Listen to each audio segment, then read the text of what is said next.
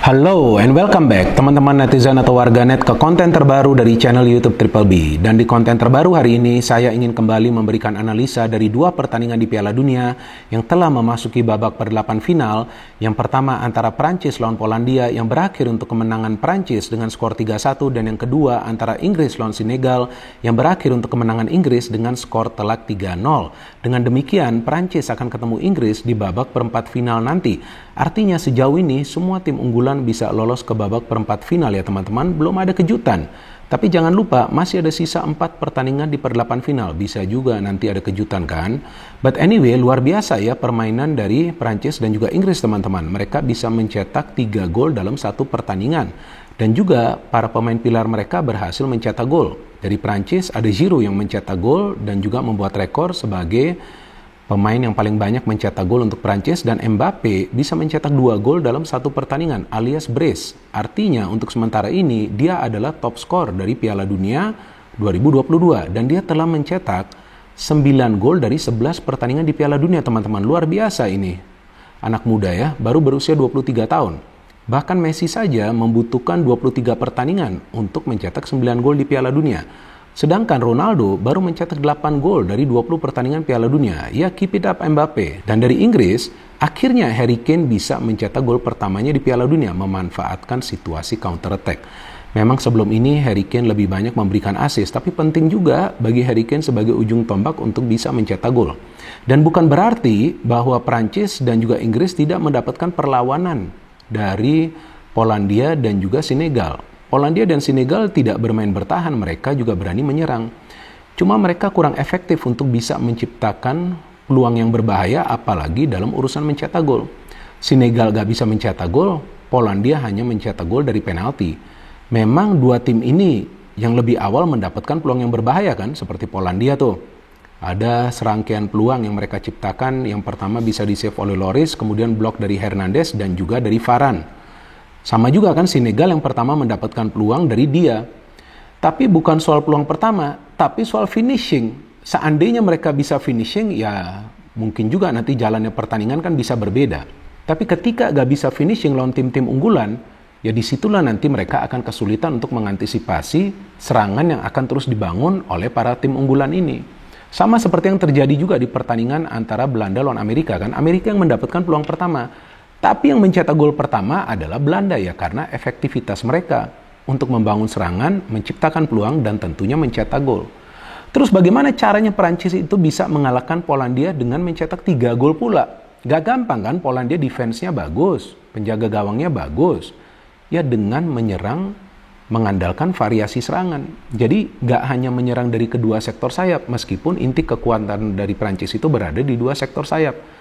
Tapi mereka juga bisa membangun serangan dari tengah. Ada Tchouaméni, ini bagus banget ini pemain loh. Dia bukan saja bisa bertahan dengan baik, tapi juga bisa ikut membantu proses serangan. Dan ketika dia maju, itu yang membuat para pemain Polandia mau nggak mau harus turun jauh ke dalam. Dan ketika para pemain Polandia itu turun jauh ke dalam, ke ruang pertahanan mereka, di sanalah ada Dembele dan juga Mbappe yang bisa mengacak-ngacak pertahanan mereka.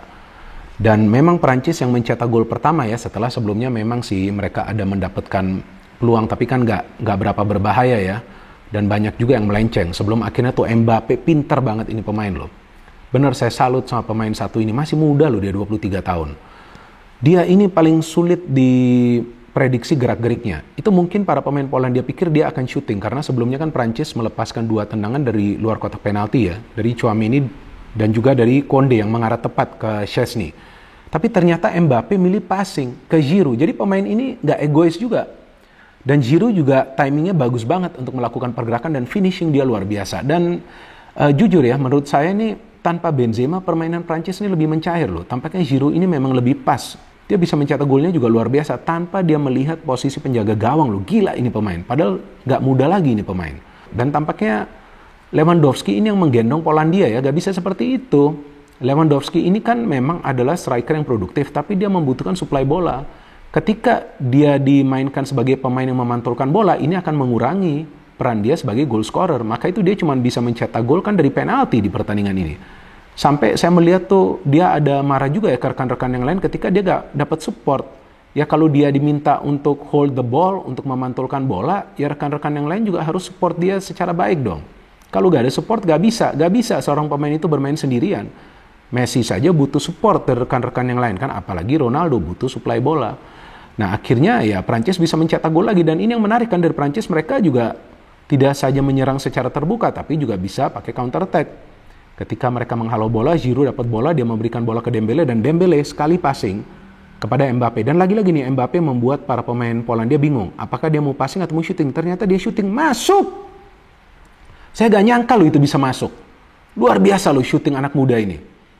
Dan sudah 2-0 udah down mental Polandia. Ya nyerang tapi sulit kan menciptakan peluang. Sebelum akhirnya ya Mbappe bisa mencetak gol lagi ketika dia mendapatkan umpan dari Thuram, dan lagi-lagi shootingnya keras banget nih. Sebelumnya juga dia ada melepaskan tendangan yang melenceng, tapi keras banget shooting pemain ini. Ya udah 3-0, udahlah Polandia cuman kasih umpan-umpan long ball ya, gak bermanfaat juga ya, sebelum akhirnya ada penalti, kalau nggak salah handball tuh ya, salah satu pemain Prancis, Lewandowski sudah ambil dan sebetulnya di save, tapi dianggap Lloris itu keluar dari garis gawangnya sehingga harus di retake dan dia bisa mencetak gol. Dan saya agak bingung juga kenapa Lewandowski happy gitu ya mencetak gol, padahal timnya kan kalah. Ya mungkin memang dia punya ambisi untuk mencetak gol bagi dirinya di Piala Dunia ya teman-teman. So very good win for France, dan Prancis membuktikan bahwa jika sebuah tim itu bisa bermain dengan level konsentrasi yang tinggi dalam menyusun serangan dan juga recover track back yang cepat, artinya transisi negatif yang cepat, maka tidak akan kesulitan bagi tim tersebut untuk bisa meraih kemenangan. Dan Prancis melakukan itu dengan sangat baik, karena sebetulnya dengan keluar menyerang cukup riskan juga, karena pasti Polandia kan mengandalkan counter. Tapi counter-counter dari Polandia juga gak bermanfaat sama sekali. Jadi ya well done lah Prancis, memang mereka layak lah ya lolos ke babak perempat final, dan lawan mereka nanti Inggris ya. Inggris juga luar biasa nih lawan Senegal teman-teman. Senegal ini gak gampang dikalahkan. Ya tanyakanlah ke Belanda kan, walaupun Belanda ini bisa menang tapi kan gak gampang. Senegal memang adalah tim yang berani keluar menyerang. Inilah yang saya suka dari Senegal, bahwa mereka gak mau bertahan. Tapi ketika menyerang harus juga pintar untuk track back, seperti yang tadi saya katakan. Transisi negatifnya itu harus bagus. Kalau transisi negatifnya itu gak bagus, udah pasti nanti akan kemasukan gol. Dan memang itu yang terjadi di pertandingan lawan Inggris kan. Inggris nih yang saya melihat kekuatan mereka nih di tengah loh teman-teman. Declan Rice, Jude Bellingham, dan juga Henderson nih seimbang banget nih peran mereka di tengah. Apalagi Henderson ya, pemain yang sudah senior, dia punya ketenangan, dia bisa mengatur tempo permainan. Jude dan juga Declan silih berganti ikut menyerang. Dua fullback Inggris juga bagus, Walker dan juga Shaw. Dan di depan, ini yang menarik, kali ini yang dipilih bukan Rashford, hebat juga nih Southgate. Dia sepertinya punya naluri ya untuk menurunkan pemain mana nih di setiap pertandingan. Seperti dia turunkan Rashford di pertandingan sebelumnya lawan Wales, Rashford mencetak gol, dan kali ini dia menurunkan Saka mencetak gol. Phil Foden pun bisa memberikan assist. Ngeri loh permainan Inggris teman-teman, dan Lord Maguire luar biasa pemain ini, gak bisa dilewatin. Dan dia juga bisa ikut membantu serangan. Sekali itu dia bantu serangan, mau kasih assist, bolanya melayang, tapi gak masalah. Dia kan central defender, jadi ya memang dia harus bertahan dong. Ya kalau sesekali ikut membantu serangan sulit juga dia memberikan umpan, kecuali dia biasa bermain di sektor fullback. Dan sebetulnya kan Senegal yang mendapatkan peluang dulu ya, itu dari dia ya, karena mereka kan keluar dengan menyerang, semangat luar biasa dari para pemain. Pickford bisa melakukan save yang krusial, itu krusial sekali save-nya. Dan kemudian Inggris akhirnya bisa mencetak gol. Jude Bellingham luar biasa pemain ini. Pergerakannya meliak-liuk pertahanan tim lawan ini sangat licin.